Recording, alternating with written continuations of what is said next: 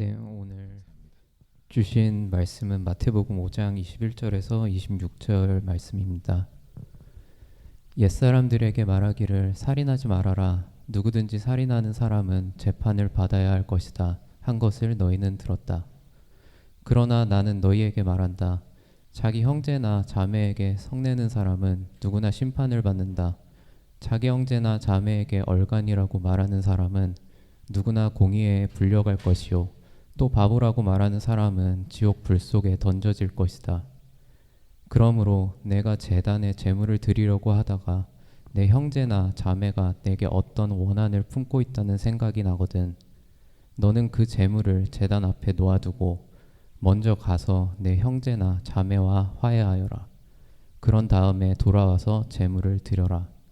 너를 고소하는 사람은 함께 법정으로 갈 때에는 도중에 얼른 그와 화해하도록 하여라. 그렇지 않으면 고소하는 사람이 너를 재판관에게 넘겨주고 재판관은 형무소 관리에게 넘겨주어서 그가 너를 감옥에 집어넣을 것이다. 내가 진정으로 너희에게 말한다. 너희가 마지막 한 푼까지 다 갚기 전에는 거기에서 나오지 못할 것이다.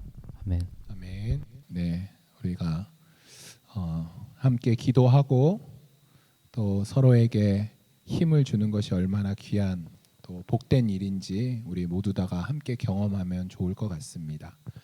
오늘 말씀 함께 나누도록 하겠습니다. 산상수훈 계속 하고 있고요. 우리 예수님이 팔복을 말씀하셨습니다. 팔복을 말씀하시고 이제 주님이 율법에 대해서 말씀하셨죠. 우리 지난주에 하나님이 우리 예수님이 우리 가운데 주신 율법, 이 율법이 얼마나 중요하고 그 안에 우리가 그것들을 왜 지켜야 하는지, 왜 따라야 하는지에 대해서 우리가 함께 나눴죠. 오늘은 살인하지 말아라에 대한 말씀이죠. 여러분 십계명 다 기억하시죠? 십계명. 우리 1계명부터 4계명까지는 하나님과 우리의 관계죠. 그리고 5계명 내 부모를 공경하라부터는 또 사람과의 관계인 것이죠. 산상수훈도 지금 동일한 비슷한 내용으로 가고 있어요. 하나님과의 관계, 그 다음에 이제 살인하지 말라, 다음 주에 간음하지 말아라. 이제 계속 예수님이 우리가 오해하는 것 중에 예수님은 율법에 대해서 우리한테 말씀하시지 않았어. 뭐 이런 오해를 우리가 갖고 있지만 예수님 분명히 산상수훈에서 이 율법에 대해서 더 정확하고 더 완성된 의미가 어떤 것인지 우리에게 알려주고 있어요. 살인하지 말아라. 여러분 십계명에서는 그냥 살인하지 말라, 실제로 사람을 죽이는 것에 대해서 말하고 있어요. 십계명은. 그런데 예수님이 우리에게 말씀해 주시는 것은 살인하지 말아라에서 더 가요. 오늘 본문을 읽어보면 살인하지 말아라 다음에 뭐라고 나와 있나요? 형제끼리 싸웠을 때는 반드시 화해해라. 여러분 이 화해가 얼마나 중요한지 아세요? 예배드리기 전에, 너희가 예배드리러 가기 전에, 제사 드리기 전에 형제랑 싸운 것이 기억나거든. 예배를 먼저 드리는 것을 멈추고 화해하고 예배드려라 말씀해요. 내 형제에게, 저도 이렇게 가끔 쓰는 욕이거든요. 멍충이. 네. 여러분 욕하는 자는 살인하는 자와 똑같다라고 말씀하고 있어요. 그러니까 상대를 저주하지 말아라라는 것이죠. 그러니까 살인하지 마라. 모세 율법은 실제 육체에 가해지는 생명을 끊는 그 살인을 이야기했다면 이제 예수님은 더 고차원적인 살인을 말씀하시죠. 육신의 살인, 그것과 더불어 형제를 미워하고 형제에게 저주의 말을 쏟고 형제와 화해하지 않는 것, 그러면 너희들 예배도 나오기 전에 먼저 화해하고 예배 드려.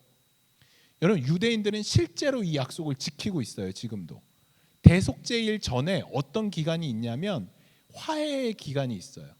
그래서 예배를 드리기 전에, 대속죄일 전에 반드시 화해를 해야 돼요. 용서를 구해야 돼요.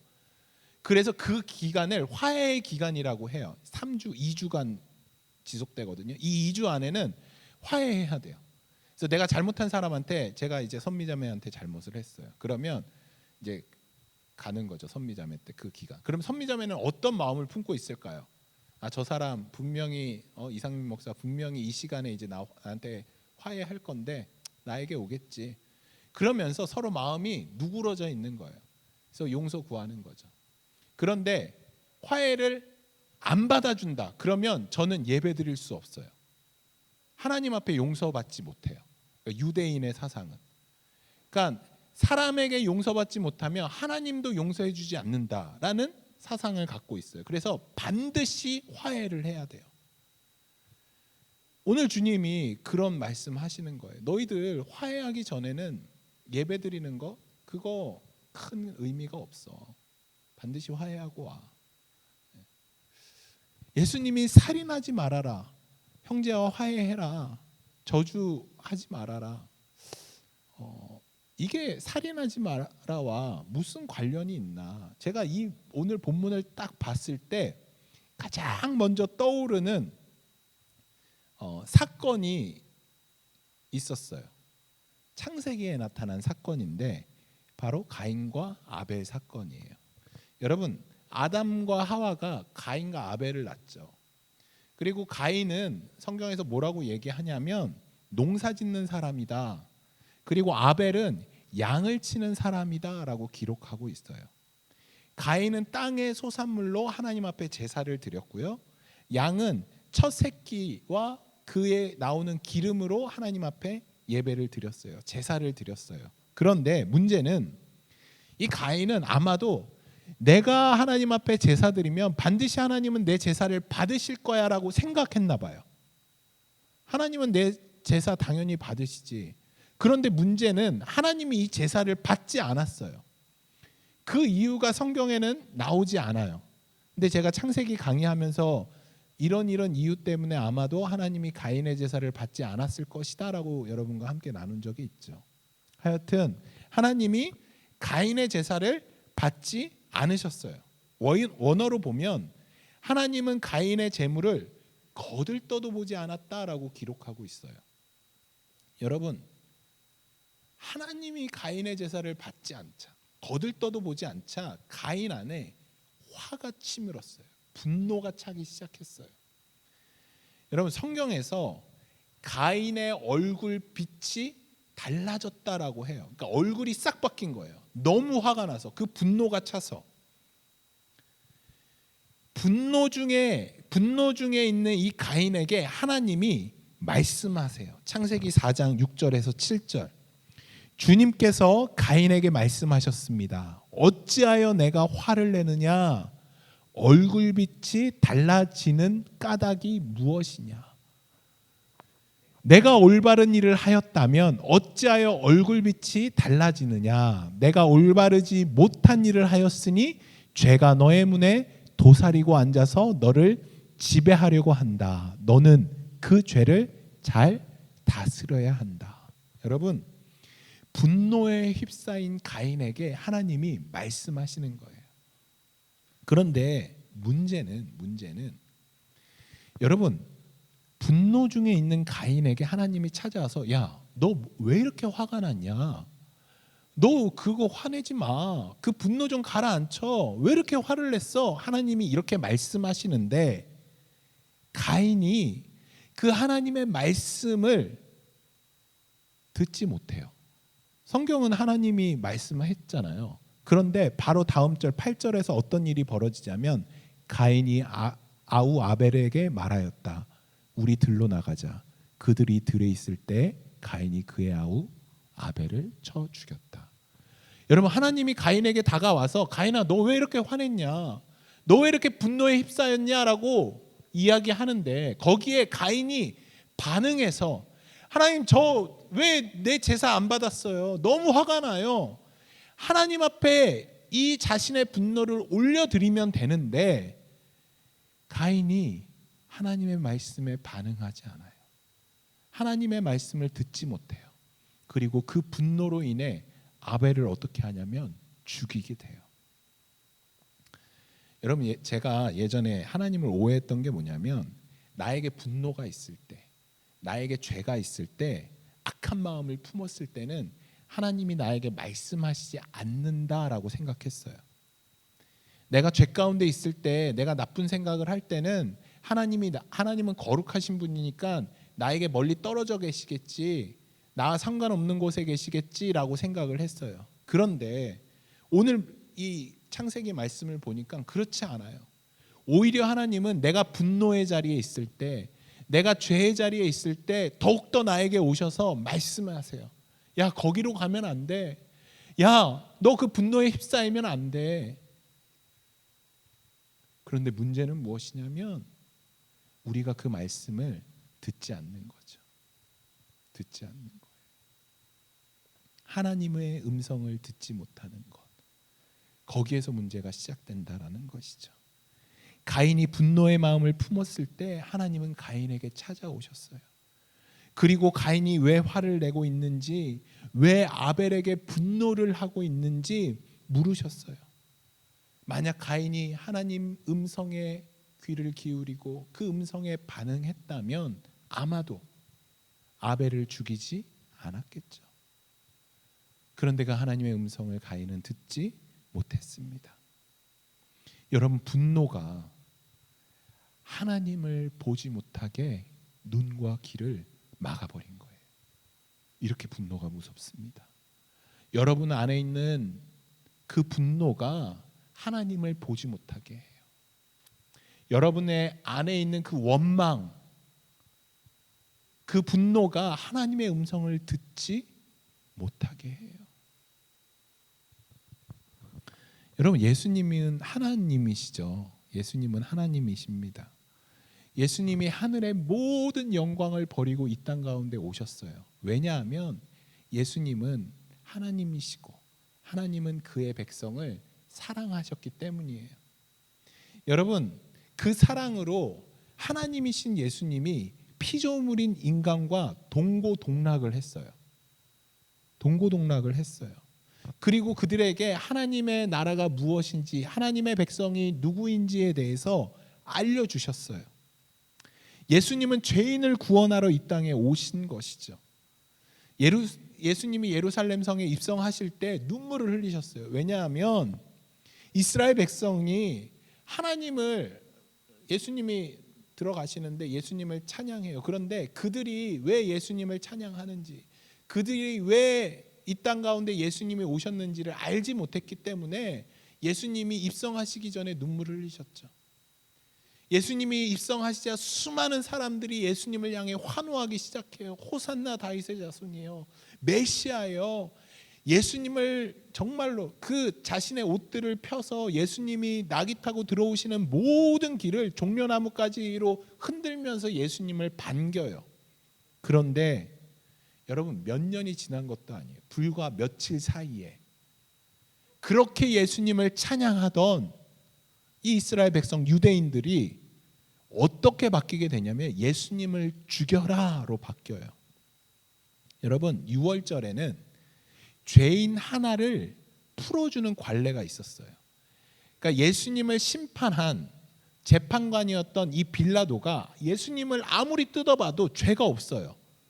그러니까 예수님을 놓아주자 하면 이 유대인들이 반란을 일으키고 폭동을 일으킬 것 같으니까 지금 어떻게 머리를 썼냐면, 그러면 이 유월절에는 죄인 한 명을 풀어주는 관례가 있는데 그때 예수님과 함께 붙잡혀온 바라바라는 극악무도한 살인죄인 그 죄수가 있었어요. 그러면 빌라도가 이렇게 생각했죠.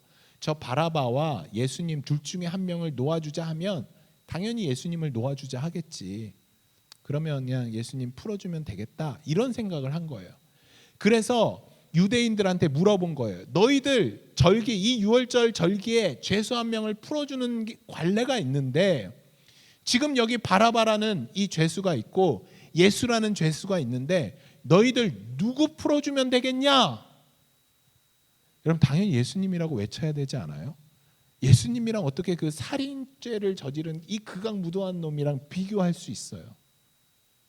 그런데 유대인들이 어떻게 얘기했냐면 불과 며칠 전에 예수님을 호산나 다윗의 자손이여 외치던 이 사람들의 입에서 무슨 소리가 나오냐면 바라바를 놓아주소서, 바라바를 놓아주소서. 예수님을 십자가에 못 박으라는 말이에요. 여러분, 그렇게 예수님이 십자가에 못 박혀요.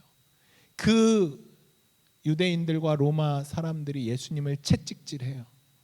예수님 앞에 침 뱉어요. 예수님 얼굴을 주먹으로 쳐요. 예수님 앞에 가시 면류관을 씌우면서 조롱해요. 예수님이 십자가에 못 박히자 야 십자가에서 내려와 봐라 하고 예수님을 조롱해요. 창으로 예수님의 옆구리를 찔러요. 그렇게 예수님을 조롱하고 예수님을 채찍질하고 주먹으로 예수님을 얼굴을 치고 예수님 얼굴에 침을 뱉고 그렇게 동고동락하고 사랑한 제자들은 예수님을 저주하고 배반하고 다 도망가 버렸어요. 예수님 홀로 십자가에 못 박혀 지금 죽기 일보 직전이에요. 그때 예수님이 이렇게 기도하세요. 누가복음 23장 34절. 예수님이 십자가에서 마지막으로 하나님 앞에 기도하는 장면이에요. 그때 예수께서 말씀하셨다. 아버지, 저 사람들을 용서하여 주십시오. 저 사람들은 자기네가 무슨 일을 하는지 알지 못합니다. 여러분, 이게 예수님의 삶이에요. 우리가 예수님을 본받기를 원하죠. 그러면 어떤 거를 본받아야 하는가? 예수님 삶으로 보여주신 이 삶을 본받아야죠. 용서하는 것, 형제와 화해하는 것, 저주하지 않는 것. 야고보서에 이렇게 이야기해요. 형제를 미워하는 자마다 살인하는 자니라.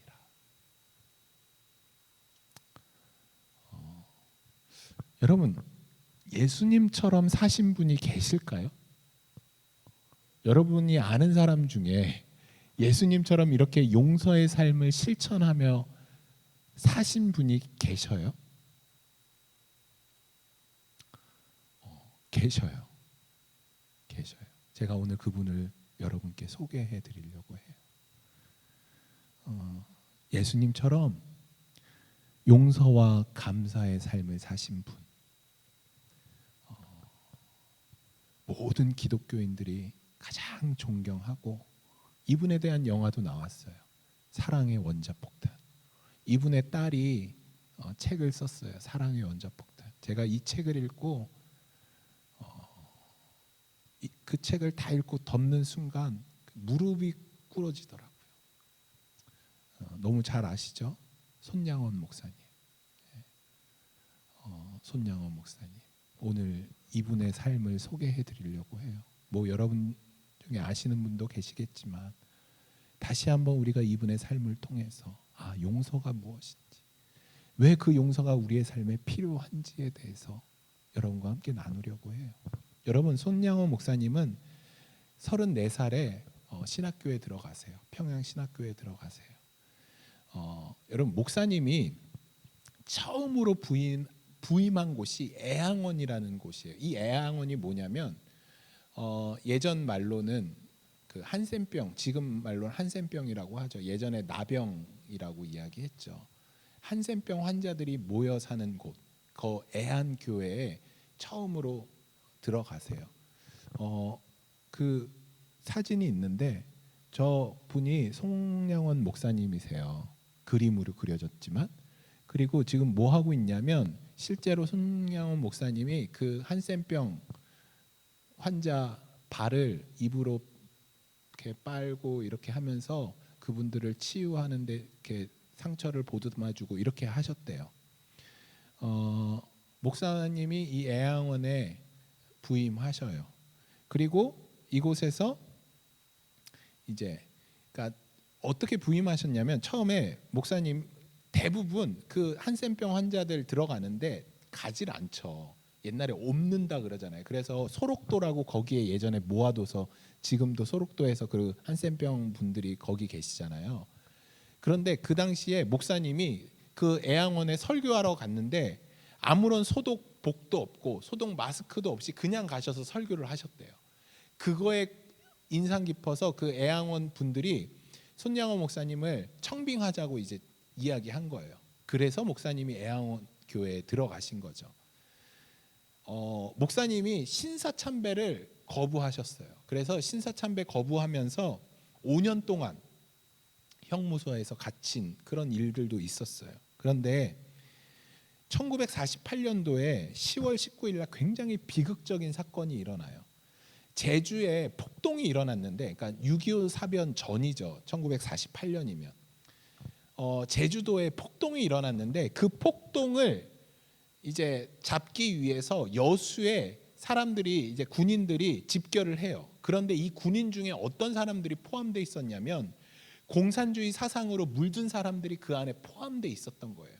그래서 이 사람들이 뭐를 일으키냐면 반란을 일으켜요. 그래서 여수와 그 당시에 그 지역의 사람들을 이 사람들이 학살을 해요. 그러니까 공산주의를 반대했던 사람들을 학살해요. 이때 누가 있었냐면 그러니까 여수와 순천까지 그러니까 순식간에 4시간 만에 다 반란군이 점령을 해요.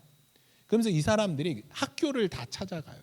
학교를 찾아가서 이렇게 예수님 믿는 사람뿐만 아니라 이런 공산주의를 반대했던 사람들을 다 죽이는데 이때 누가 있었냐면 이 손양원 목사님의 두 아들이 고등학생이었어요.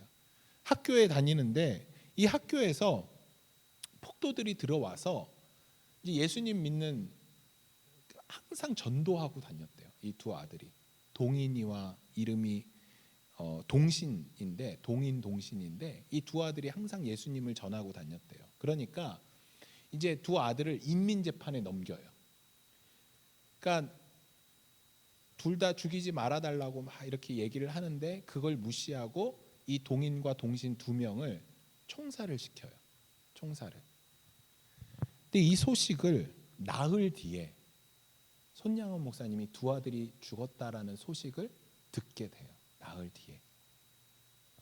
반란군이 진압이 되고 손양원 목사님이 그 두 아들 시신 그 장례식을 거둔 다음에 장례식을 치르게 되죠. 그때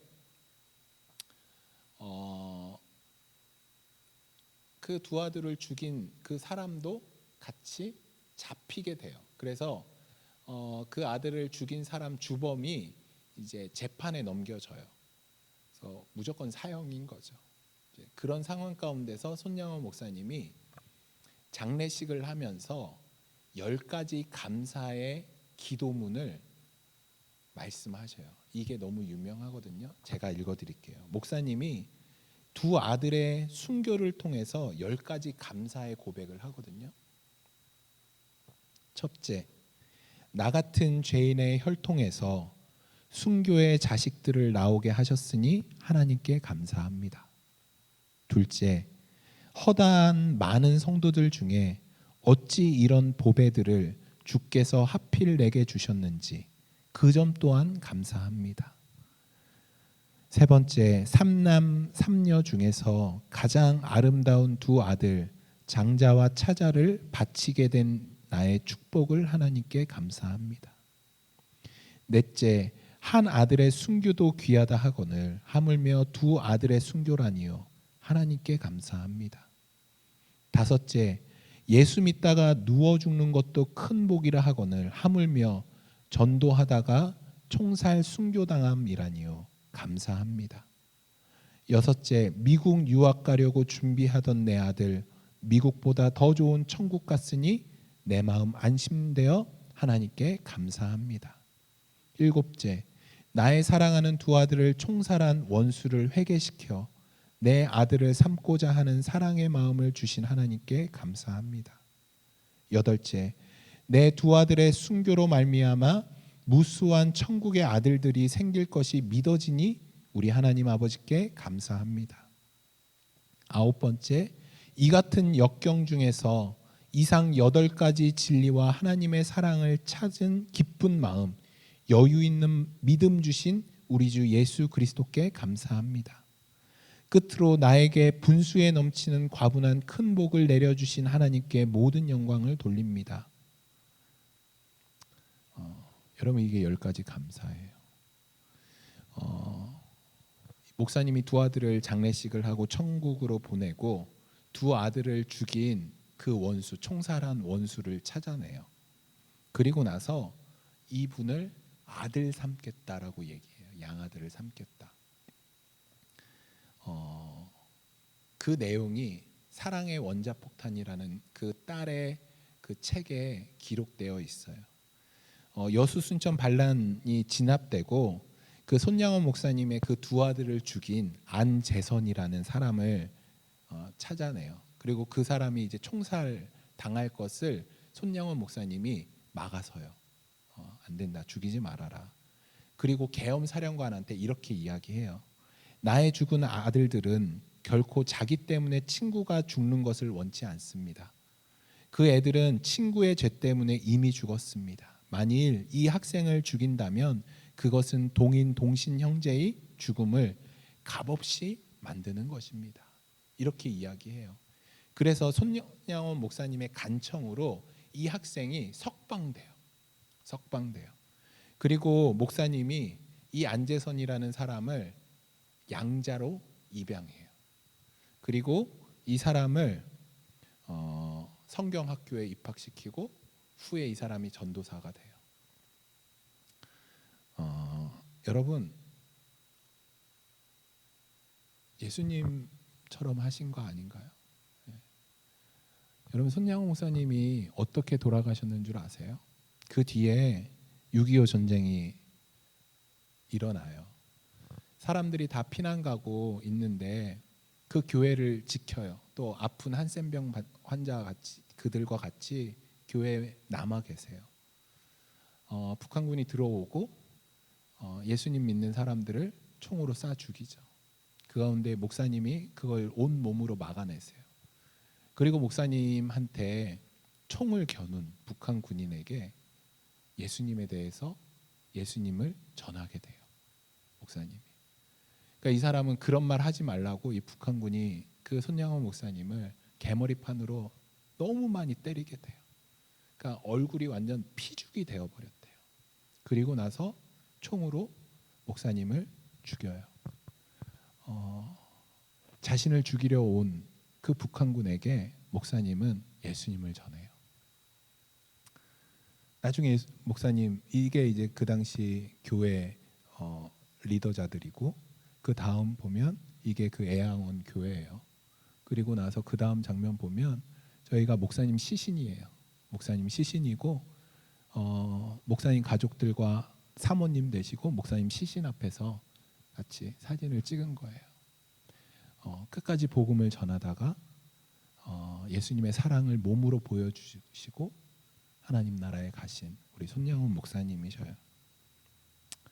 이때가 목사님 나이가 저랑 차이 얼마 안 나요. 48세였대요. 함께 있던 성도들을 보호하고 당신을 죽이려고 하는 사람들에게 그리스도의 복음을 전하다가 개머리판에 얼굴을 맞고 총살당해 죽임당한 손양호 목사님을 보면서 예수님이 생각났어요. 여러분, 우리가 이렇게 살 수 있을까요? 손양호 목사님이 특별해서 이렇게 사신 것일까요? 여러분에게 이런 삶을 살라고 하면 여러분에게 지금 여러분 안에 있는 정말 용서하지 못하는 사람 있죠. 우리 다 있죠. 그 사람을 주님이 용서하라고 말씀하세요. 원수를 사랑해라 말씀하세요. 그들을 미워하지 말아라 말씀하세요. 미워하는 건 그들을 살인하는 거다라고 말씀하세요. 그들과 화해해라라고 말씀하세요. 여러분, 하실 수 있으세요? 하실 수 있으세요? 저는 힘들어요. 저는 좀 힘들어요. 제가 몇 가지 설교를 준비하고 나서 마음이 너무 불편한 거예요. 나도 할 수 없는데 이런 용서와 이런 사랑은 진짜 하기 너무 어려운데 이거 어떻게 해야 하는가? 어떻게 이런 용서와 사랑의 삶이 우리 삶에 드러날까? 하나님 감사하게 알려주셨어요. 시편 말씀이에요. 시편 31편 23절. 너희 모든 성도들아 여호와를 사랑하라. 아무 의미가 없는 것 같죠, 여러분? 여러분, 여기서 성도라고 번역된 이 히브리어가 하시드라는 말이에요. 하시드, 이 성도라는 말이 하시드라는 말이에요. 여러분, 이 하시드, 오직 여기서만, 다른 데서는 성도라는 말을 하시드로 쓰지 않았어요. 그러니까 다른 데서는 다른 말을 써요. 그런데 오직 여기서만 성도를 하시드로 번역을 해요. 그러니까 하시드라는 말을 성도로 번역한 거죠. 여러분, 하시드 하면 혹시 생각나는 단어 없으세요? 하시드 하면 우리 커피숍, 목사님 댁 근처에 있는 커피숍, 네, 하세드, 헤세드, 네, 헤세드. 여기서 나온 말이에요. 헤세드. 헤세드가 무슨 말인지 아시죠? 은혜, 네, 은혜. 여러분, 이 말은 어떤 말이냐면 하시드는 은혜 이렇게 번역되는데 여기로 그러면 올바르게 제가 직역을 하면 무슨 말이냐면 하나님의 사랑을 받은 자, 하나님의 사랑을 입은 자들아 여호와를 사랑하라. 여호와를 사랑하라. 성경은 그냥 그렇게 얘기하지 않아요. 전제가 있어요. 우리가 하나님을 사랑하는 데는 전제가 있어요. 어떤 전제냐면 하나님의 사랑을 입은 자들아. 하나님의 사랑을 입지 못한 사람은 사랑할 수가 없어요. 하나님의 은혜를 입지 않은 사람은 사랑이 나오질 않아요. 여러분, 예수님이 살인하지 말아라, 형제와 화해해라, 형제를 미워하는 자마다 살인하는 자다. 그 하나님의 사랑을 우리 삶 가운데 드러나기 위해선, 용서가 우리 삶 가운데 드러나기 위해선, 형제를 미워하지 않는 삶이 드러나기 위해선 전제가 있어요. 어떤 전제냐? 하나님의 사랑을 경험한 자, 하나님의 사랑을 입은 자, 하나님의 은혜를 늘 경험하며 살아가는 존재들 한테는 하나님의 사랑을 경험하게 된다. 하나님을 사랑하게 된다라는 것이죠. 여러분, 하나님께 사랑을 받았기 때문에 우리의 삶에 무엇이 나오냐면 용서와 화해의 삶이 나올 수가 있는 것이죠. 하나님의 사랑을 경험하지 않고 하나님의 은혜를 경험하지 않고는 이 용서와 화해의 삶이 우리 삶에 드러날 수 없다라는 것이에요.